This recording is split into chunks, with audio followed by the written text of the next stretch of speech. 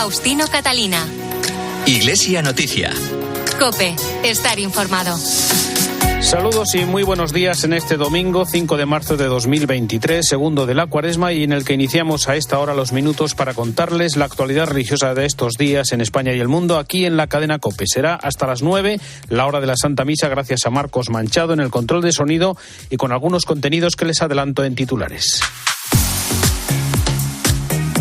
Hoy se celebra el Día de Hispanoamérica con el recuerdo a quienes trabajan en la evangelización del continente hermano. Por otro lado, más de 8,5 millones de españoles marcaron la casilla a favor de la Iglesia Católica en la última declaración de la renta. Recordaremos el encuentro de obispos, vicarios y arciprestes de las 9 diócesis de Castilla y León celebrado en Ávila. También la iniciativa Iglesia por el Trabajo Decente, que pide políticas efectivas de empleo y cambios en la organización social centradas en la persona. Y actividad más reducida estos días por los ejercicios espirituales del Papa y la Curia en el Vaticano, que anuncia una visita de Francisco a Hungría para finales de abril. Con estas y otras noticias les acompañamos hasta las 9. Faustino Catalina. Iglesia Noticia. COPE. Estar informado.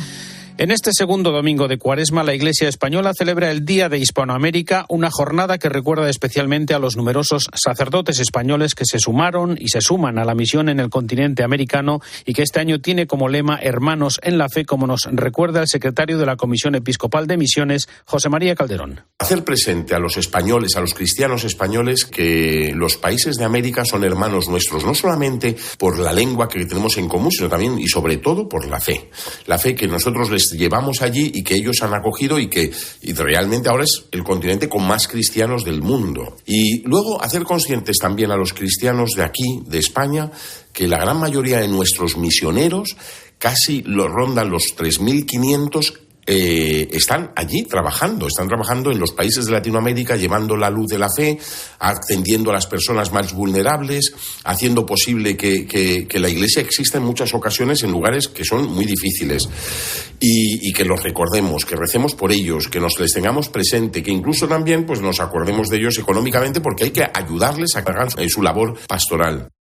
La labor misionera de España en América tiene también otros frutos que benefician a la misión en todo el mundo, también en nuestro país. Es verdad que ahora estamos viendo cada vez más en nuestras diócesis y en nuestras parroquias que hay más sacerdotes que tienen el acento latino, ¿verdad? Y que nos hace gracia cuando eso oímos. Pero claro, en muchas diócesis incluso ya estaban teniendo un peso muy fuerte los sacerdotes que vienen de fuera a ayudar a las diócesis españolas a sobrevivir y a poder atender a la gente, con lo cual nuestra atención de los países de América nos repercute también a nosotros, nos beneficia, y no solamente España, hay que decir, igual que en África, igual que en Asia, los españoles, hay misioneros españoles. Gracias a la labor de los misioneros españoles en América han surgido muchas vocaciones misioneras que van a África, a los países de Asia y también a las zonas de América que son de misión. Más de 8,5 millones de españoles marcaron la X de la casilla a favor de la Iglesia Católica en la última declaración de la renta. Supone un 31,2% de las declaraciones individuales y conjuntas presentadas, con lo que la Iglesia recibirá 320 millones de euros, algo más de 37 euros por cada contribuyente. Recordamos las principales cifras de los datos publicados por la Conferencia Episcopal con Nacho de Gamón. Buenos días. Buenos días, Faustino. Año a año crece la confianza en la labor de la Iglesia, como demuestran los datos de la asignación tributaria que has comentado. Crece el apoyo que recibe a través de este sistema de financiación con más de 320 millones de euros, una cifra récord desde que comenzó este método de financiación en 2007.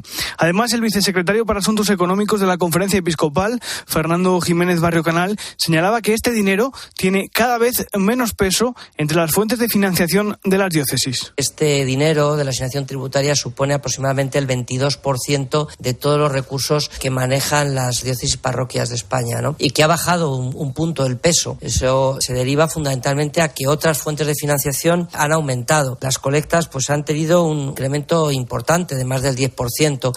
Unos fondos que se destinan sobre todo a sostener la labor social, asistencial y espiritual que la Iglesia realiza, como destacaba el director del Secretariado para el Sostenimiento de la Iglesia, José María Albaraz. Los contribuyentes podemos decir que han premiado esa ingente labor, a menudo callada pero fecunda, de tantos sacerdotes, religiosas, religiosos, agentes de pastoral y voluntarios que cada día entregan su vida por los demás. Estos resultados, de alguna manera, son un espaldarazo al servicio que desarrolla la Iglesia en España. Para ello, el dinero se reparte de forma solidaria entre las 70 diócesis españolas, de forma que las diócesis que están en provincias con mayores rentas puedan sostener la labor que la Iglesia realiza en la España despoblada, un sistema que ha sido definido como un auténtico mecanismo de comunión eclesial. Toda esa aportación de cada comunidad autónoma, de cada delegación de Hacienda, va, digamos, a una hucha común y a partir de ahí, con un criterio de solidaridad, de subsidiariedad, se reparte por todo el territorio con esa España despoblada para que aquellas diócesis y territorios con menos recursos, a su vez, puedan hacer frente a las necesidades. Eso sí, a pesar de todo, una vez más, cuando las dificultades llegan a nuestros hogares, la labor que la Iglesia realiza en los campos social y asistencial se multiplica, aseguraba Jiménez Barrio Canal. Cuando hay un momento de especial dificultad, también pasó en la crisis de 2008-2009, no es casual. Momentos especialmente duros como los que se han vivido, pues se incrementan las declaraciones. Y por eso, una vez más, lo que hacemos es darle la enhorabuena y las gracias a los contribuyentes. Y es que marcar la X en la casilla de la Iglesia en la declaración de la renta es un gesto de generosidad gratuito y una de las pocas decisiones que podemos tomar sobre qué se hace con el dinero de nuestros impuestos. No cuesta más dinero, no te devuelven menos, y si además marcas también la casilla de fines sociales, multiplicas por 2 tu solidaridad. Obispos, vicarios y arciprestes de las 9 diócesis de Castilla y León se han reunido en Ávila en el primer encuentro tras la pandemia en una cita que solía celebrarse en la localidad vallisoletana de Villagarcía de Campos. Los participantes han reflexionado sobre las aportaciones de estas diócesis al sínodo sobre la sinodalidad convocado por el Papa. Ávila, Ausi Rueda, buenos días. Buenos días. Pues efectivamente el Seminario Diocesano de Ávila ha sido el lugar elegido este año para este encuentro de obispos, vicarios y arciprestes de Iglesia en Castilla. 2 jornadas de trabajo en torno al sínodo.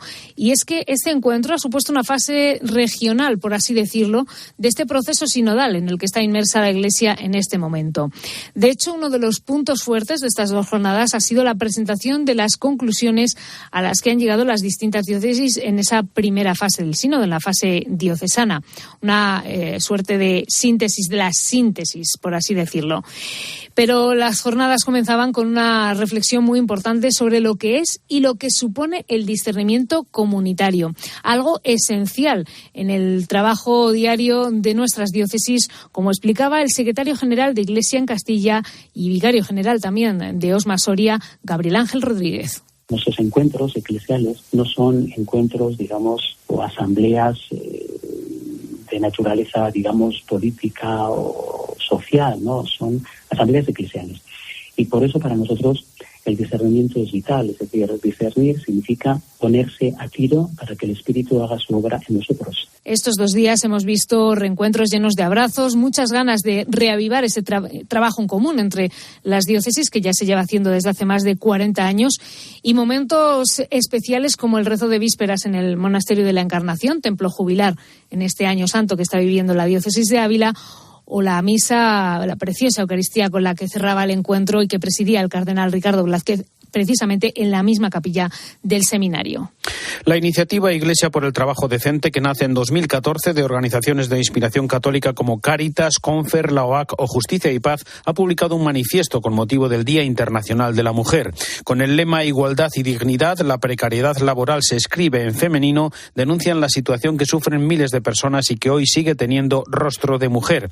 Además de denunciar la desigualdad salarial, estas organizaciones piden políticas de empleo y un cambio en la organización social para que el centro esté en la persona y el acceso a un trabajo decente suponga que mujeres y hombres trabajemos en igualdad, dignidad, libertad y seguridad.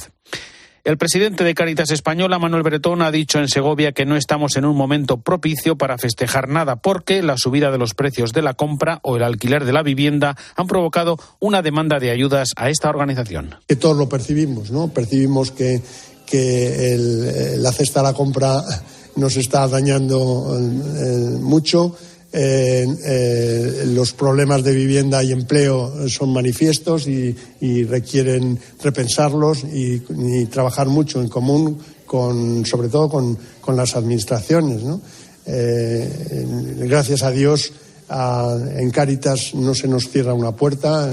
En Murcia se ha celebrado un año más las Jornadas Internacionales de Caridad y Voluntariado que organiza la Universidad Católica con la participación de especialistas y testigos del trabajo en la cooperación al desarrollo y con el horizonte de los nuevos retos de la Agenda 2030. COPE Murcia, Javier Herraiz.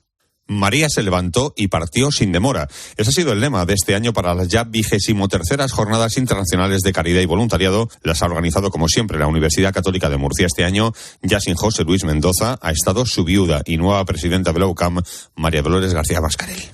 Estamos en una sociedad que prima el hedonismo, el pasarlo bien, el no complicarnos la vida, pero en el corazón del hombre hay una cosa grabada, que es que el que da su vida la encuentra. Y es la experiencia de esta gente, por eso dan la vida, porque la están encontrando el 100 por 1. El objetivo no ha sido otro que potenciar el valor de la solidaridad de los voluntarios y los misioneros en todo el mundo. Cerca de 100 entidades sociales han expuesto la labor que desarrollan en el Paseo Alfonso X el Sabio de Murcia. También destacan las jornadas mesas redondas sobre cooperación al desarrollo o el acto ecuménico con representantes de confesiones como la católica, la ortodoxa, la evangélica o la anglicana. Jornada que hasta el día 28 también ha acogido exposiciones sobre Juan Pablo II y otras misionales pontificias.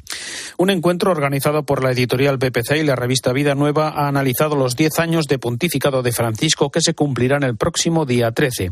En el encuentro se presentó el último libro del sacerdote e historiador Juan María Laboa, Historia de los Papas, con la participación de la exalcaldesa de Madrid, Manuela Carmena, y del secretario general de la Conferencia Episcopal, César García Magán. Yo creo que la etiqueta de la sinodalidad se ha dicho, ¿no? Comparto la etiqueta del concilio, pero yo creo también que una etiqueta que podemos poner al Papa Francisco es la etiqueta de la ecología integral, porque ha abierto un nuevo capítulo en la doctrina social de la Iglesia, con Laudato Si, y además integrando esa dimensión también antropológica y todo lo que significa ese conjunto, ese haz de derechos y deberes fundamentales de la persona humana, releídos, reinterpretados con la canción o con la melodía de la ecología, lo cual es una propuesta nueva y es una propuesta también pues retadora.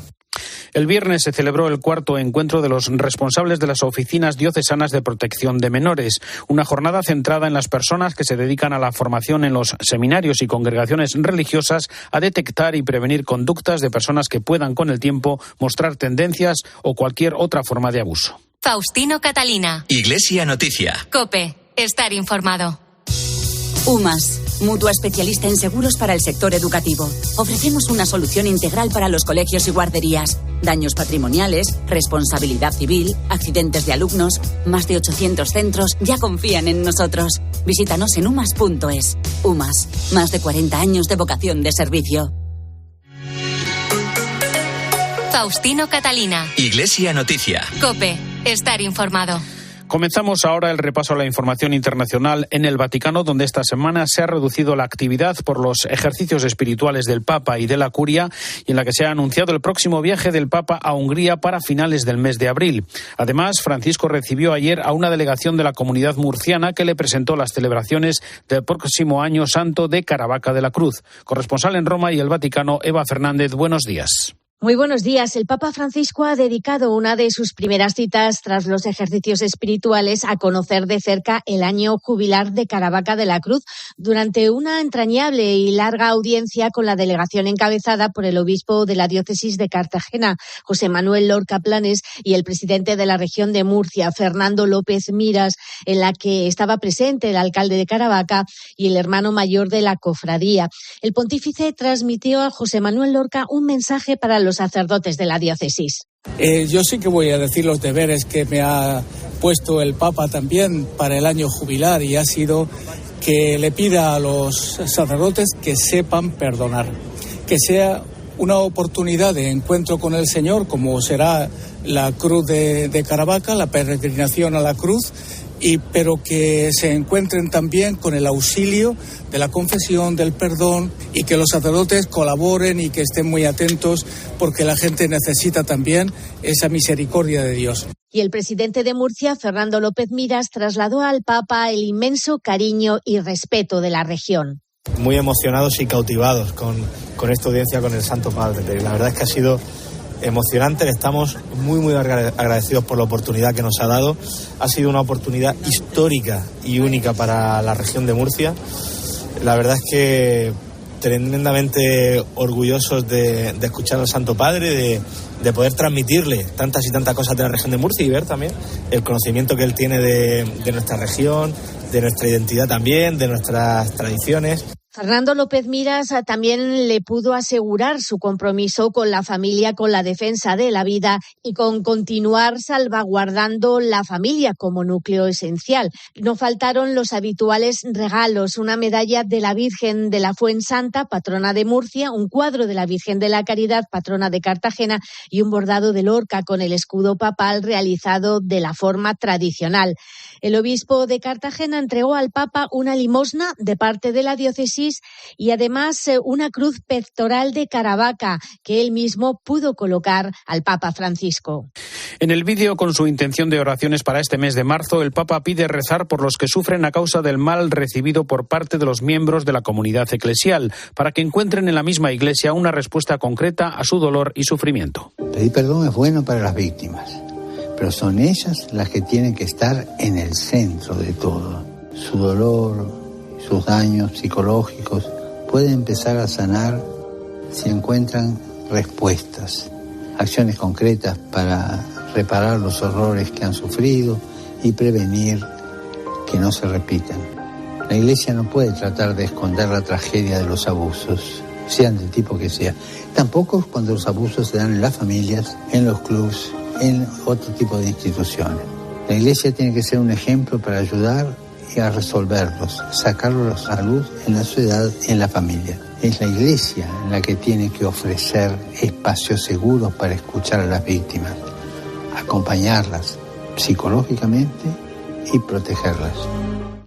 El Papa ha decidido que los altos cargos de la Santa Sede paguen por el alquiler de sus casas para hacer frente a los crecientes compromisos en el servicio a la Iglesia Universal y a los necesitados en tiempos de grave situación económica. Y cerca ya del 10º aniversario de su elección, en Argentina se ha publicado un libro resultado de varias entrevistas con Francisco. Eva. Los departamentos de la Curia generan muchos gastos, pero no tienen ingresos, y esto será siempre así porque la Santa Sede no es una empresa. Pero por este motivo, cuando ya no se puede reducir más el gasto sin comprometer la misión, se debe encontrar la forma de aumentar los ingresos. Este nuevo ajuste del cinturón se veía venir porque la Curia Vaticana lleva años acumulando déficit a pesar de las medidas impuestas para contener los gastos. El documento firmado por el actual ministro de Economía del Vaticano, el español Massimino Caballero, subraya que para hacer frente a los crecientes compromisos del servicio a la Iglesia Universal y a los necesitados, se requiere que todos realicen un sacrificio extraordinario para destinar mayores recursos a la misión de la Santa Sede. Por este motivo, los altos cargos de la Curia, que aún después de haber cesado en su cometido, continúan utilizando apartamentos de la Santa Sede de forma gratuita, deberán pagar un alquiler, una medida que se hace también extensiva a quienes desempeñan cualquier alto cargo en la actualidad. Cuando expiren los contratos vigentes, la renovación de estos apartamentos tendrá en cuenta los nuevos criterios establecidos, un alquiler al precio de mercado. También deberán pagar una cuota mensual quienes se alojen en las residencias que el Vaticano pone a su disposición, como Domus Santa Marta, donde reside el Papa, o la Domus Transportina, junto a la Vía de la Conciliazione. Y para que nadie pueda saltarse esta indicación, el Papa Francisco ha establecido que solo él mismo puede autorizar excepciones a esta norma. Por otra parte, en lo que se refiere al libro que has comentado, lleva por título El Pastor. Se ha publicado en Argentina y está escrito por los periodistas Francesca Ambrogetti y Sergio Rubín, y es el resultado de distintas conversaciones con el Papa sobre los temas más urgentes de la Iglesia cuando se está a punto de cumplir los 10 años de pontificado, desde cuestiones relacionadas con la migración, como la defensa de la vida, el impacto de las reformas de la Curia romana, la crisis de los abusos a menores, el matrimonio y la familia y el genio femenino, entre muchos otros temas.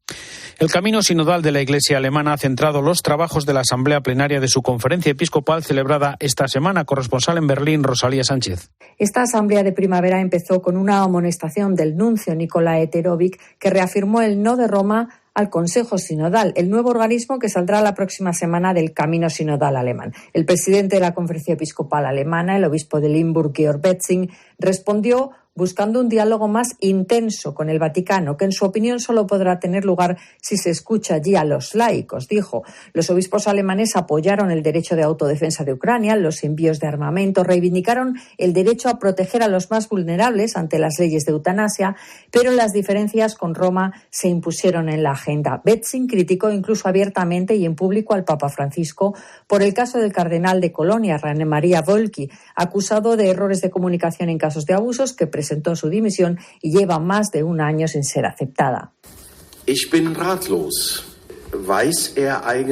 Aquí estoy perdido, no tengo palabras.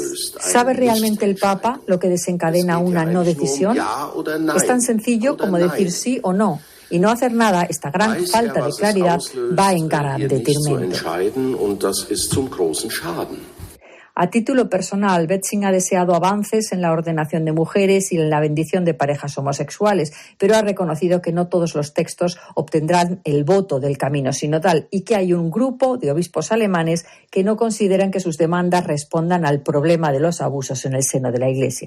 También sobre esta asamblea es el momento para el comentario de nuestro colaborador en Roma, Antonio Pelayo. Buenos días. Buenos días. Los amantes de dramatizar las situaciones, que son cada vez más, afirman que entre la Santa Sede y el episcopado alemán, las espadas siguen cada vez más en alto y algunos incluso se atreven a vaticinar un cisma inminente. Se trata, desde luego, de una valoración excesiva de unas diferencias de punto de vista que en estos momentos no coinciden, pero que nadie, por una y otra parte, está dispuesto a llevar a sus extremos. El jueves finalizó en la ciudad de Dresden la asamblea de primavera de la Conferencia Episcopal Alemana. En su discurso de apertura, el nuncio Nicola Eterovis dejó bien claro que Roma no permitirá la creación de los llamados consejos sinodales, un órgano conjunto de laicos y clérigos que gobernaría la diócesis, y por otra parte cerró tajantemente la posibilidad de la ordenación sacerdotal de mujeres. El presidente del episcopado germano, el obispo Georg Betzing, insistió en rechazar la catolicidad como una imagen fija y solicitó considerarla como un movimiento de búsqueda común, anunciando que el camino sinodal, ya en la recta final, proseguirá su marcha sin dejar de buscar un acuerdo que acerque las posiciones. En todo caso, sentenció: los que hablan de división se equivocan porque nadie la quiere. Del 9 al 11 de marzo volverá a reunirse en Frankfurt la Asamblea del Camino Sinodal Alemán.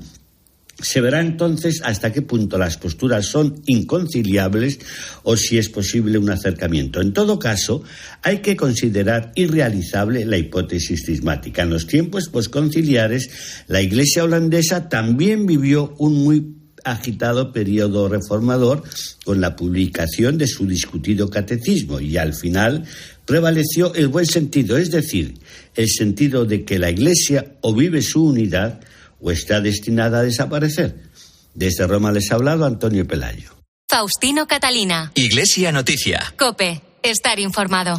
Actualidad en España. La Basílica de la Sagrada Familia de Barcelona recibió durante 2022 cerca de 4 millones de visitantes y las obras no tienen fecha de terminación por la situación internacional y el encarecimiento de las obras. COPE Barcelona, Iker Mons. La Sagrada Familia recupera su normalidad, ya que el pasado 2022 acogió a 3,7 millones de visitantes. Después de pandemia, es el primer año que la Basílica se ha mantenido abierta en su totalidad. Tras la incorporación de las dos torres del Buey y el León del pasado año, ahora las expectativas están ligadas al encarecimiento de los materiales. Eso sí, encaran el proyecto con muchos ánimos y, como ha expresado Esteve Camps, presidente de la Junta Constructora del Templo, no han perdido la ilusión. Que en el año del centenario de la muerte de Antonio Gaudí podamos disponer de la Torre de Jesucristo terminada. Los colores de las vidrieras vuelven a maravillar a los visitantes habituales, pero con pequeños cambios. Uno de los mercados más importantes, el asiático, todavía se resiste a volver. El director general, Xavier Martínez, ha indicado, pero el aumento de los visitantes americanos y españoles. Que si bien estamos muy satisfechos con el número de visitantes a la Sagrada Familia, está lejos de las cifras del año 2019. Respecto si los visitantes del Estado español o norteamericanos han llegado a compensar el asiático, decimos que no. Además, la basílica ha sido un faro para el contexto bélico en Europa. Durante todo el año se han realizado actividades para integrar a los refugiados ucranianos. Talleres con los niños y niñas de Ucrania que han venido a inmigrar a Barcelona y que han sido acogidos en nuestra ciudad y han podido vivir una experiencia conjunta que yo creo que les ayuda a esa integración dentro de la ciudad. La Junta Constructora ha garantizado que a finales de año podremos ver las 2 torres restantes coronando la cúspide de la basílica. En cuanto al final de las obras, quizá no conocemos la fecha, pero tenemos un seguro para este 2023, seguir construyendo el sueño de Antoni Gaudí.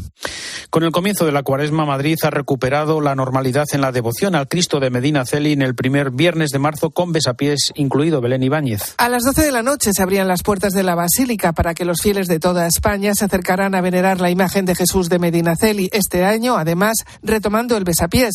La pandemia lo impidió en los últimos 2 años. Algo que celebra Carmen, que además se ha sorprendido porque a primera hora de la mañana no había cola y ha podido pasar 2 veces y besar ambos pies. Yo beso a los dos, porque he pasado 2 veces y me han pasado por el otro pie y lo beso a los dos. ¿Cuánto tiempo esperando en la cola? Hoy nada, pero otros años no hemos tirado 14 y 15 horas. Pero bueno, como se hace con fe y con ganas, no va. Constante pasar de fieles, las misas a cada hora con la basílica llena, pero ya no se han visto esas enormes colas de antaño. Como dice Begoña, se nota el cambio de generación. Se nota mucho la falta de las personas mayores, que son las que atraían a la gente joven. Salud y paz son las principales peticiones. Ante todo eso, salud y paz. A dar gracias, yo a dar gracias porque mi familia somos unos afortunados. Y luego lo que personalmente cada uno lleve en su corazón. Como cada año, la familia real, la presidenta de la comunidad y el alcalde de Madrid han pasado a venerar la imagen. Y nos vamos hasta Navarra, donde también la tradicional celebración de las Javieradas vuelve a la normalidad. COPE Pamplona, Esther García. Buenos días. A esta hora miles de personas caminan hacia la cuna de San Francisco Javier, patrón de las misiones. En estos momentos comienza el Vía Crucis desde Sangüesa para llegar a las 10 al castillo, donde en la explanada se celebrará la Santa Misa de esta primera Javierada. El Arzobispado de Pamplona nos ha convocado a este peregrinaje bajo el lema Javier, encuentros que dan vida. Óscar Azcona es el director de las Javieradas. Javier permite una multiplicidad de encuentros interpersonales que nos hacen sentir vivos y que nos llenan de vida. Encuentro entre fieles cristianos, entre pueblos, entre familias y entre amigos. Todos ellos nos ofrecen una participación en la vida con mayúsculas, que es la que Dios nos ha dado. Las Javieradas de este año tienen una relevancia especial y es que termina el año jubilar que el Papa Francisco ha concedido al Arzobispado de Pamplona con motivo del 4º centenario de la canonización de San Francisco Javier. La segunda Javierada se celebrará el próximo sábado y la misa de acogida al peregrino será a las 5 de la tarde. Y este año se cumplen 600 años de la muerte del Papa Luna y se han programado diversos actos en su localidad natal, Illueca. COPE Zaragoza, Enrique Pérez, buenos días. Buenos días, así es. La localidad zaragozana de Illueca se prepara para celebrar con una amplio programa de actividades el 6º centenario del fallecimiento de su vecino más ilustre, el Papa Luna, nacido en esta localidad en 1328. En los próximos meses se va a celebrar una exposición itinerante que visitará varias ciudades. También se va a presentar un sello conmemorativo el próximo 11 de marzo. En abril se publicará el libro Benedicto XIII, el Papa Templario que luchó contra Roma. Y el 23 de mayo se va a celebrar una misa conmemorativa coincidiendo con la fecha de su fallecimiento. Actividades con las que se pretende reivindicar y poner en valor la figura del Papa Luna, como explicaba en COPE el alcalde de Illueca, Ignacio Herrero. Es un gran orgullo el tener un personaje tan influyente internacionalmente en su época, un personaje polifacético, amante, impulsador del arte, fundador de universidades. La verdad que fue un personaje que es un gran desconocido para el resto de Aragón y el resto de España, y que queremos un poco reivindicar su figura. En julio se celebrará una escuela de verano en el Castillo Palacio del Papa Luna, donde también tendrán lugar visitas teatralizadas. Hasta aquí el informativo Iglesia Noticia, programa 1818, en este domingo 5 de marzo de 2023, segundo de Cuaresma. Volvemos dentro de 7 días. Un saludo de Faustino Catalina.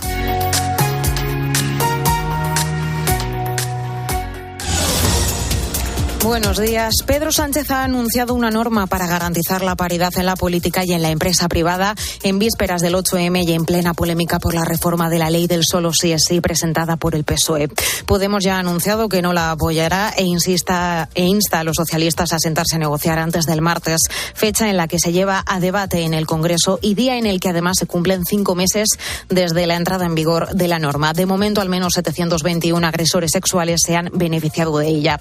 Además, en China se celebra la Asamblea Nacional Popular, la cita política anual más importante en el país, en la que Xi Jinping será reelegido presidente de la República en un tercer mandato inédito. Entre otras cuestiones, se va a aprobar un aumento del gasto militar con el que se van a superar los 210.000 millones de euros. Te quedas con la Santa Misa.